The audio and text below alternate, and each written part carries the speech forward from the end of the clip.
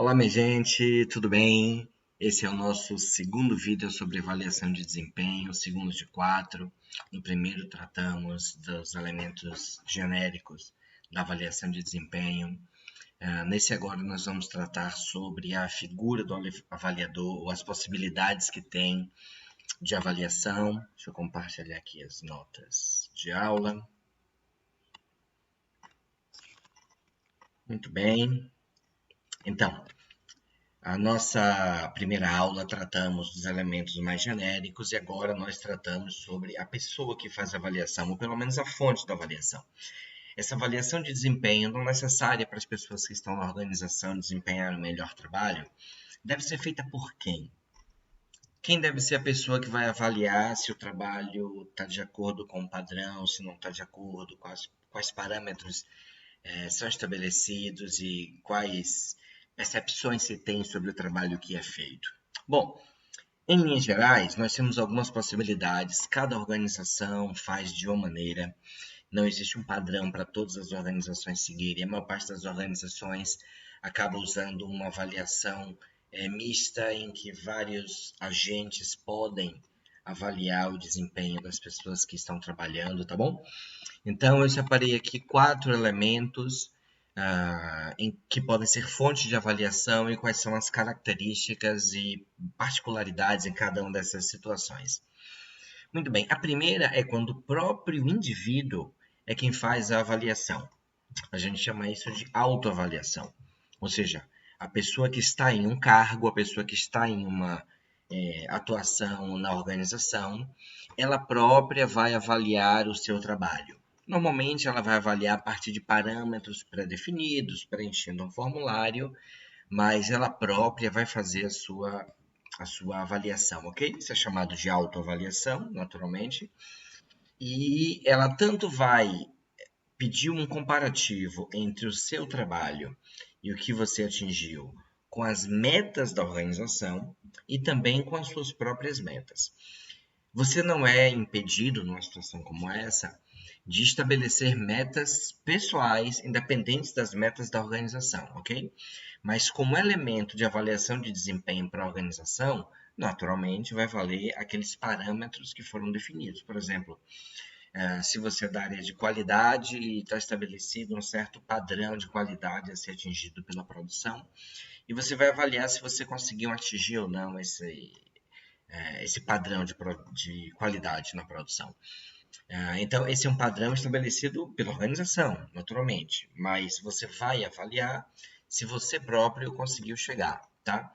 Então, as metas são estabelecidas pelo setor, pela chefia, pelo planejamento estratégico, pelos indicadores de gestão, mas você próprio vai informar se você atingiu ou não. Bom, a gente pode se perguntar numa situação como essa, mas Marcos, se a pessoa própria vai se avaliar, ela vai dar 10 em tudo. Olha, não acontece assim.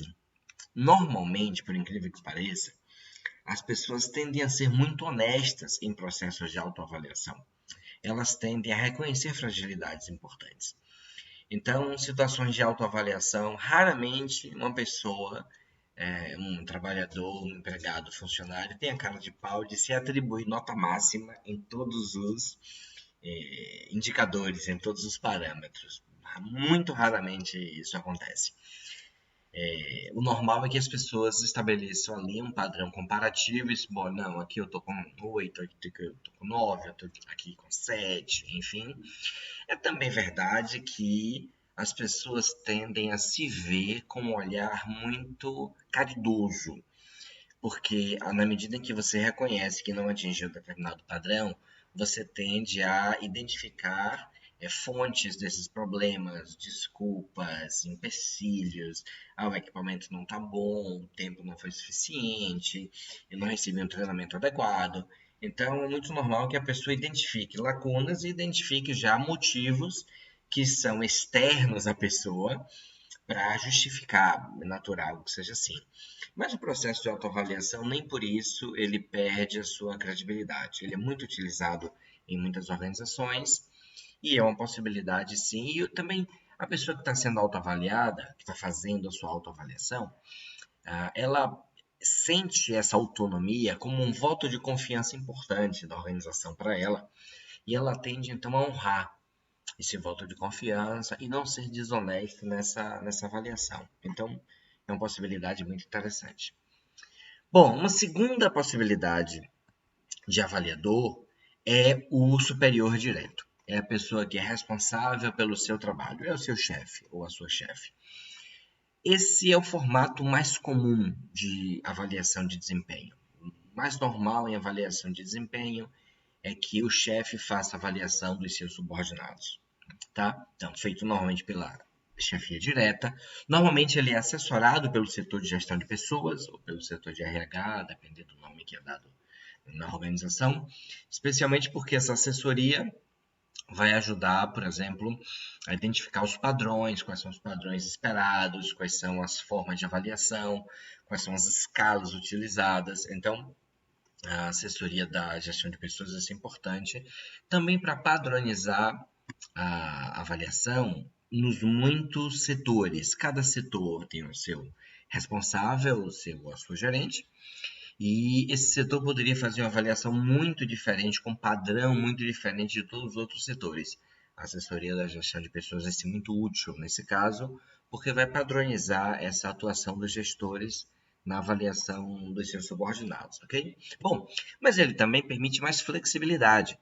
O gestor conhece muito bem a área de atuação, conhece muito bem os seus subordinados e pode flexibilizar itens da avaliação de desempenho que ou não se adequam bem àquele setor, ou que não tem aplicação direta naquele setor. Então, ele vai conseguir fazer essa flexibilidade por conhecer muito bem aquele grupo específico, aquelas pessoas, ok?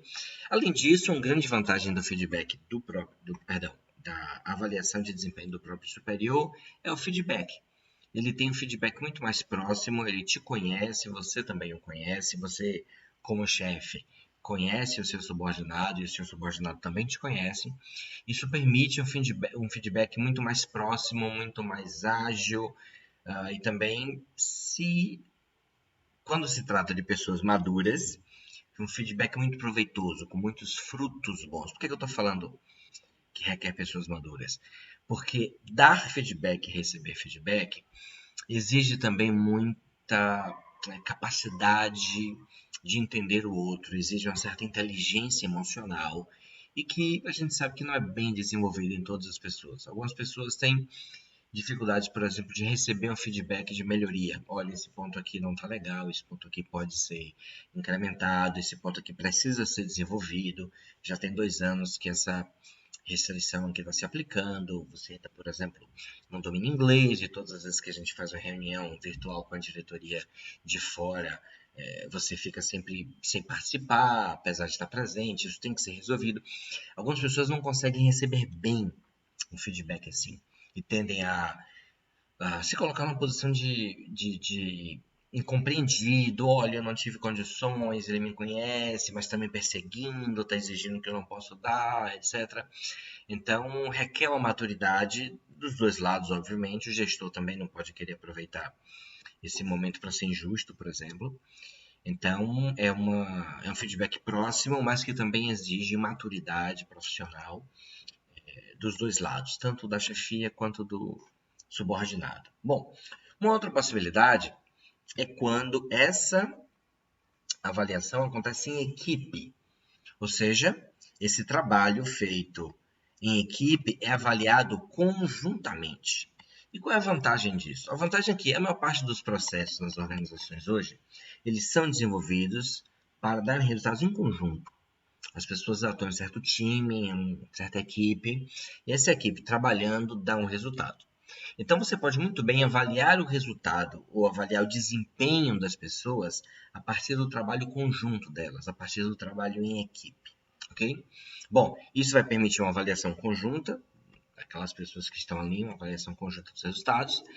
Também pode ser feita a avaliação da equipe e a avaliação dos membros pelos próprios membros da equipe, o que pode tornar a avaliação muito interessante, porque as pessoas são mais próximas, conhecem melhor os seus parceiros de trabalho, e você vai avaliar, na verdade, o resultado daquele time como um todo. tá bom? Então, essa é uma avaliação muito interessante e que pode permitir, por exemplo, um benchmarking de uma equipe que funciona muito bem e que está bem avaliada, que pode compartilhar os seus conhecimentos com outra equipe que faz um trabalho similar na mesma unidade ou em outra unidade. Então, pode ser uma fonte muito interessante de aprendizado conjunto ao se fazer uma avaliação em equipe nas organizações. Bom, uma outra possibilidade é quando essa avaliação é feita no que é chamado de 360 graus. É uma avaliação que ela acontece de vários lados, e provém de várias fontes essa avaliação, tá bom? Então, ela tanto é feita a partir de uma autoavaliação, o seu superior também dá uma contribuição avaliando o trabalho da pessoa, o subordinado ou os subordinados, se a pessoa tiver um cargo de liderança, um cargo de chefia, também o fornecedor, ou seja, alguém que está antes do trabalho dele na cadeia, e o cliente, que é quem está no próximo passo também da cadeia produtiva, ok? Lembrando bem que esse fornecedor e esse cliente, ou seja, quem está antes na cadeia e quem está depois, eles tanto podem estar dentro da organização quanto fora da organização, tá? Às vezes você faz um trabalho em que você lida diretamente com pessoas de fora da organização, o seu cliente, portanto, é alguém que não está na mesma empresa. Mas pode ser que você esteja atuando em um trabalho que é no meio. E se é no meio do processo produtivo, tanto o seu fornecedor de dentro da organização quanto o seu cliente, ou seja, a pessoa que vai fazer o próximo passo do trabalho, também é da própria organização, tá bom? Isso não perde a nomenclatura de fornecedor e cliente, porque a sua atividade é vista como parte de um processo, ok? E, bom, a principal vantagem da avaliação 360 graus é que ela dá uma visão global do trabalho da pessoa, tá bom? Não é somente a visão do chefe, mas é a visão do chefe, além disso, a visão dos subordinados, além disso, a visão de quem vem antes e de quem vem depois no processo produtivo, na cadeia produtiva, tá? Então, essas são as principais possibilidades. Bom, e quais são os principais riscos envolvidos nessas avaliações, em especial porque a gente está lidando com avaliações de pessoas. A avaliação ela é feita por pessoas avaliando o trabalho de outras pessoas, tá bom? Portanto, o tipo de relacionamento que existe, a cultura da organização, vai influenciar muito em como vai aparecer essa avaliação. Bom, um primeiro perigo é de todo mundo fazer uma avaliação muito política, ou seja, é uma avaliação que eu não quero prejudicar o outro, porque o outro pode ser importante para eu ser promovido, o outro pode ser importante porque eu não quero me queimar diante dele, eu não vou dar uma nota ruim para o meu chefe, porque o meu chefe pode me promover, pode estragar minha vida. Então, se o desenho da avaliação ele não estiver bem feito, as pessoas podem tentar se proteger de uma avaliação ruim e fazer com que outras pessoas também acabem protegendo umas às outras numa construção política de avaliação, o que não ajuda em nada para a gente conseguir identificar os verdadeiros gaps de formação, as verdadeiras necessidades que existem nas organizações. Bom, um outro perigo parecido com esse é de uma avaliação amiga, é de uma avaliação que eu vou tratar bem as pessoas, porque eu gosto de todo mundo, porque aqui nessa organização o clima de camaradagem é muito forte, é todo mundo super amigo, é todo mundo do futebol no final de semana, do churrasco, nós somos amigos para fora da empresa. Então, todo mundo é tão amigo que você não consegue fazer uma avaliação justa. Todo mundo quer dar nota maravilhosa para todo mundo e acaba que o gestor não consegue ter uma ferramenta de melhoria. Bom, se na sua organização todo mundo é maravilhoso e tira 10, ela deveria ser a primeira mais lucrativa, que não tem defeitos, aqui não tem nenhum problema com os clientes e raramente isso acontece. As organizações sempre têm pontos de melhoria e uma avaliação honesta precisa conseguir identificar esses pontos de melhoria. E se todo mundo faz uma avaliação amiga, cuidadosa, gente boa, é óbvio que não vai aparecer essas lacunas e o gestor tampouco vai ter ferramentas para conseguir implementar melhorias. Bom, é também perigoso uma avaliação que seja incapaz de identificar o bom desempenho do mau desempenho. Esse é o objetivo de uma avaliação também, é identificar qual é o padrão, quem é que está acima desse padrão, por exemplo, e merece compartilhar os conhecimentos, ser promovido, ter um aumento salarial, e as pessoas que estão abaixo desse desempenho, que precisam de mais empenho, que precisam de uma formação, que precisam de um curso, que precisam de uma reciclagem, que precisam, às vezes, de mudar de setor, enfim, você precisa tomar providências a partir de pessoas, da identificação de pessoas que têm desempenho ruim. Então, uma avaliação que não consegue identificar quem está desempenhando bem, quem está desempenhando mal, ela não cumpre a sua função, ok? Isso é um perigo também. Bom, mas um outro perigo, para além desses, é de uma avaliação insensível, é de uma avaliação puramente numérica, desumana, que desconsidera, por exemplo, o histórico das pessoas, que desconsidera as trajetórias que elas tiveram na organização, que desconsidera o momento pessoal em que as pessoas estão vivendo. Bom, a gente agora, por exemplo, vive um grande desafio que é a pandemia. E as organizações então vão fazer avaliação de desempenho dos seus empregados como se nada tivesse acontecendo? É claro que não. Né? Uma informação como essa acaba interferindo na vida das pessoas e naturalmente acaba interferindo no trabalho. Alguém que perdeu um parente próximo, alguém que vive um grande trauma familiar, alguém que tem uma grande dificuldade de estrutura na vida, que não tem casa, enfim, essas pessoas passam por problemas pontuais que pode afetar o seu trabalho.